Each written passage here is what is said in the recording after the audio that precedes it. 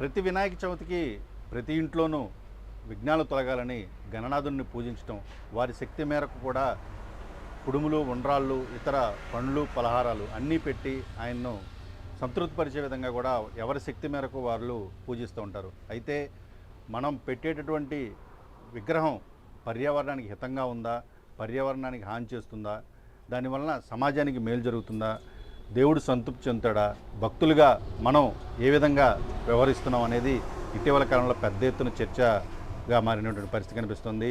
పర్యావరణానికి హితంగా కేవలం పూర్వం ఎలాగైతే మట్టి విగ్రహాలను సొంతంగా తయారు చేసుకుని ఇళ్లలో పెట్టుకొని పూజలు నిర్వహిస్తారో అలాగా ఇప్పుడు ఎంత పెద్ద ప్రతిమ పెట్టామన్నది కాదు, ఏ విధంగా ఆ ప్రతిమ తయారైంది, అది మనం ఆ నదిలో నిమజ్జనం చేసిన తర్వాత పొల్యూషన్ లేకుండా అటు నీటికి కానీ మన నివసించేటువంటి మట్టికి కానీ నేలకు కానీ ఏ విధమైన ఇబ్బంది కలగకుండా సమాజానికి హితంగా ఉందా లేదనే దాంట్లో ప్రతి ఒక్కరిలో ఇటీవల కాలంలో ఆదరణ పెరిగింది. కేవలం మహానగరాలు, పట్టణాలకు మాత్రమే కాదు, ఏలూరు జిల్లాలో ద్వారకాతిరుమల మండలం కొత్తపల్లి ప్రాంతంలో మనం చూస్తున్నాం వినాయకుడు విగ్రహాలు తయారవుతూ ఉన్నాయి. సెప్టెంబర్ 14వ తారీఖున వినాయక చవితి పండుగ జరుగుతుంది.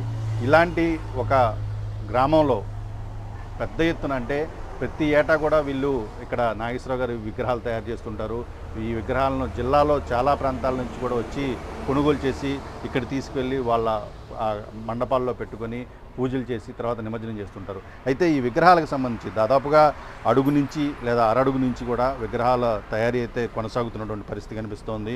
మనం చూస్తున్న విగ్రహాలు దాదాపుగా కూడా 5 అడుగుల మేరకు కూడా తయారవుతున్నాయి. కేవలం రంగులు విభిన్నమైన రంగులు, ఆకర్షించినటువంటి రంగులు ఉపయోగించడం, అదేవిధంగా ప్లాస్టర్ ఆఫ్ ప్యారిస్, ఇతర వస్తువులతోటి తయారైన విగ్రహాలకి వీటికి చాలా తయారీలో కానీ లేదా నాణ్యతలో కానీ వీటన్నింటిలో కూడా చాలా తేడాలు కనిపిస్తూ ఉన్నాయి. వీటికి సంబంధించి కూడా అసలు తయారు చేయడంలో ఎలాంటి పదార్థాలు ఉపయోగిస్తారు, ఒక్క విగ్రహం తయారు చేయడానికి ఎంత ఖర్చు అవుతుంది, దీని తర్వాత వాళ్ళ మెలకువలు ఎలా ఉన్నాయి, మనతో మాట్లాడేందుకు తయారీదారు నాగేశ్వర గారు ఉన్నారు.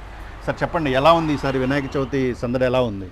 వినాయక చవితి సందడి ప్లాస్టర్ ఆఫ్ ప్యారిస్ వల్ల కొంచెం డౌనేనండి. మట్టి విగ్రహాలు అనేప్పటికీ ఇక్కడ అందం కనపడదు. ముందు తయారు చేసి మేము 10 రోజులు ఒక వారం వందనంగా పెయింట్లు మొదలు పెడతాం. వాటర్ పెయింట్లు మొదలు పెట్టేప్పుడు ఈ లోపల వస్తూ ఉంటారు. ఇప్పటికే వాళ్ళని విగ్రహాలు పెయింట్లు వేసేసి లైన్లో పెట్టేసి ఉంచుతారు. దాన్ని బట్టి చూసేప్పటికీ ఇక్కడ ఏమి కనపడతలేదు, రంగు లేదు, ఏమీ లేదు అని చూసి వెళ్ళిపోవటం జరుగుతుంది. మీరు ప్రధానంగా ఇప్పుడు ఎంత చిన్న విగ్రహం నుంచి ఎంత పెద్ద విగ్రహం వరకు కూడా మీరు తయారు చేస్తుంటారు? 6 అంగుళాల కాడి నుంచి 6 అడుగుల వరకు తయారు చేస్తామండి, ఒట్టి మట్టితోటే. ఈ విగ్రహం తయారు చేసేటప్పుడు ఏ వస్తువులు, ముడి పదార్థాలు దీంట్లో వినియోగిస్తుంటారు? వాటి ఒక విగ్రహం తయారు చేయడానికి మీకు ఎంత టైం పడుతుంది? మట్టి, దూది, ఈ రంప పొట్టు, కొబ్బరి పీసు, ఇవి శుద్ధ పౌడరు, ఇవన్నీ కలిపి మేము దానికి విడివిడిగా ఏదంత కావాలో తయారు చేసుకొని వీటికి అచ్చులు వేరే తయారు చేసాం. వాటిలో నొక్కుకొని గుల్లతనంగా వాటిని నిలబెట్టి అప్పుడు ఫినిషింగ్ వర్క్ చేస్తామండి. ఒక విగ్రహానికి వచ్చేసి 4 రోజులు పడుతుందండి. మామూలుగా అంటే ఒక స్ట్రక్చర్ తయారు చేయడానికి, విగ్రహం స్ట్రక్చర్ తయారు చేయడానికి 4 రోజులు పడుతుంది. 4 రోజులు పడుతుంది. ఫినిషింగ్, ఆరటం, తర్వాత మీరు వేసే వాటర్ కలర్స్,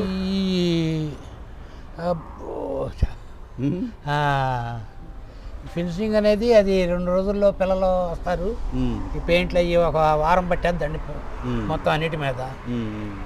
ఇది అచ్చు తయారు చేశాక ఇదే ఖచ్చితంగా 4 రోజులు పడుతుందండి. ఓకే, ఇప్పుడు ఈ అలంకరణ ఉంది కదండి స్వామివారికి, ఆభరణాలు కానీ లేదా ఇతరత్ర ఆయుధాలు కానీ, చేతులు కానీ, గోర్లు కానీ, ఇలాగ ప్రతిదీ కూడా చాలా సున్నితంగా చాలా జాగ్రత్తగా చేసుకుంటూ రావాలి.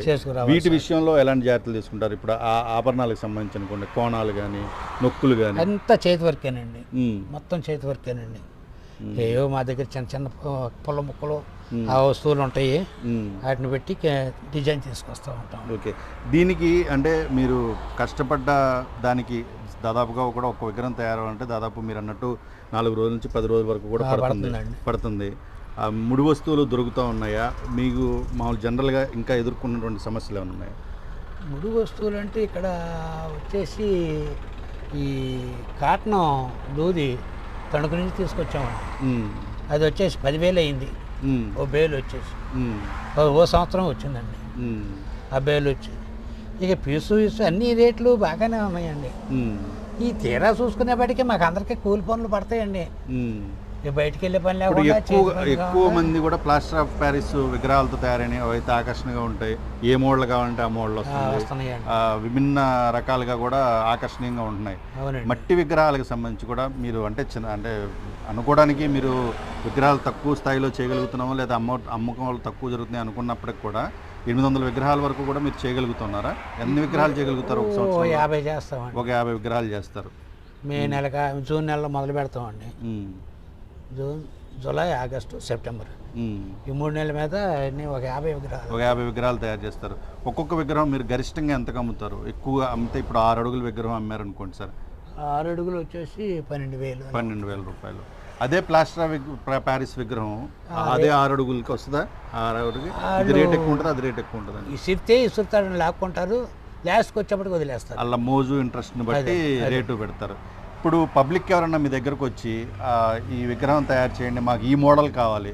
ఇప్పుడు వినాయక చవితి అదే మన ఎలుక మీద కూర్చున్నటువంటి వినాయక ఎలక మీద, నంది మీద, హంస మీద, నెమలి హంస మీద, ఈ కామన్గా ఏనుగు మీద చేస్తూ ఉంటామండి.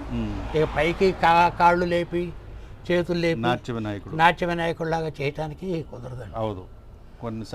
దానికి ట్రైనింగ్ కావాలి. దానికి ట్రైనింగ్ కావాలి. మీరేమన్నా ట్రైనింగ్ తీసుకున్నారా లేకపోతే మీ చిన్నప్పటి నుంచి మా తాతలమ్మట మా నాన్నలమ్మట చేసుకుంటా ఇలాగే ఉన్నామండి. మాకు ట్రైనింగ్ లేదండి. ఎక్కడెక్కడి నుంచి వస్తున్నారండి? ఇక్కడ మన జీ కొత్తపల్లిలో తయారైన విగ్రహాలు ఎక్కడెక్కడి నుంచి వస్తున్నారు తీసుకెళ్ళారు? రాజమండ్రి నుంచి వచ్చారండి, విజయవాడ నుంచి మట్టి బొమ్మకే వచ్చారు ప్రత్యేకించి. విజయవాడ నుంచి కూడా విజయవాడ నుంచి వచ్చారు, నూజివేడి నుంచి వచ్చారు. అలాగే ఈ చుట్టుపక్కల ఏరియా అంతా కూడా ఈ మట్టి విగ్రహం కావాల్సిన వాళ్ళు తప్పనిసరిగా వస్తారండి. మించి ఇది మనం చూస్తాము. ఇక్కడ ఈ విగ్రహం ప్రస్తుతం తయారు చేసి ఇంకా రంగులు వేయడానికి రెడీగా ఉంది.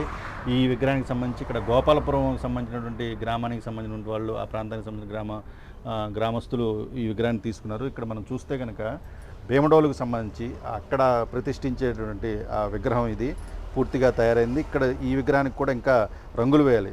ఇది మనం చూస్తున్నటువంటి విగ్రహం వాళ్ళు ప్రతి సంవత్సరం కూడా గడిచిన 63 సంవత్సరాలుగా కూడా సేమ్ విగ్రహం ఇదే రూపంలో ఉన్నటువంటి విగ్రహం ఇక్కడ తయారు చేయించి తీసుకువెళ్ళటం, ఇదే పీట మీద తయారు చేసి నాగేశ్వరరావు గారు ఇవ్వటం, వాళ్ళు అక్కడికి తీసుకెళ్ళి వాళ్ళ సెంటర్లో ఈ విగ్రహాన్ని పెట్టుకుని పూజలు చేస్తారు.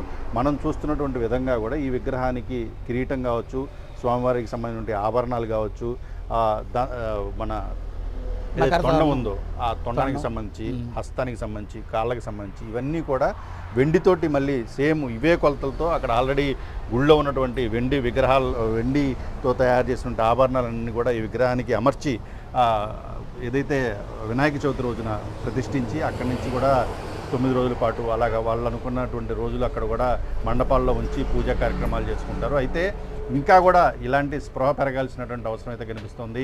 పర్యావరణానికి హితంగా కూడా మనం పండుగలు జరుపుకోవాల్సిన పరిస్థితి కనిపిస్తోంది. ఇప్పటికీ పొల్యూషన్ కంట్రోల్ బోర్డు కావచ్చు, అధికారులు కావచ్చు చాలా పెద్ద ఎత్తున ప్రచారం చేస్తున్నారు. వినాయక చవితి అంటే మట్టితో విగ్రహాలు తయారు చేయండి, మనం నిమజ్జనం చేసిన తర్వాత పంట పొలాల్లో కావచ్చు, కాలువల్లో కావచ్చు అవన్నీ కూడా పొల్యూషన్ అవ్వడం, త్వరగా నదిలో కలవకపోవటం, దీనికి సంబంధించి నీళ్లు తాగేటటువంటి పశువులు కానీ, పక్షులు కానీ లేదా జలచరాలు కానీ వీటన్నిటికి కూడా ప్రాణ సంకటంగా మారి పొలాలకు కూడా చేటు చేస్తున్నటువంటి నేపథ్యంలో ప్రతి ఒక్కరు కూడా పండుగను పర్యావరణ హితంగా జరుపుకోవాలనే కాన్సెప్ట్ అయితే తీసుకోవాలని చెప్పేసి పెద్ద ఎత్తున అయితే పర్యావరణవేత్తలు చెప్తున్న పరిస్థితి కనిపిస్తోంది.